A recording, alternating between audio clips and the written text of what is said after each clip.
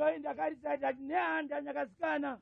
kokuti akozwa rini kwezwa nyaya tichitambudzika mweya unoera kokuti akozwa rini kwezwa nyaya tichidzinyirirwa koinga chaneta wani nokunwa misozi totsirira kudzamare kuve riniko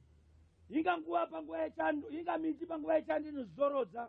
inokuumuka mashizha yombwana rudekaro kozoti nokuchera kokunze edombe ramashizha yowavo nenhenhere inoyevedza shiri nemhuka nenyuchi zvokwezwa nohwema kweisuruka richatisvikira riniko vana vacheche vatinobereka vakati paiweza masimba nhasi vokura vakatutumwara munyika yakwavo vochaya paangararamira nokuzvidekadza apa napapo paziri ufuse makumbo avo ava namatuzi nokungobviswa neripoto rakasuka munyika kovosvike piko pfuma yenyika nhasi vakatora vakagovana paukama hwavo yopfumo chena nhasi vari kudya mafuta ayo nyika isi tiri kudya nhoko dzezvironda nhasi vagere murusununguko isi tigere murushambwa ko nhai mbuyani handatosvika kupi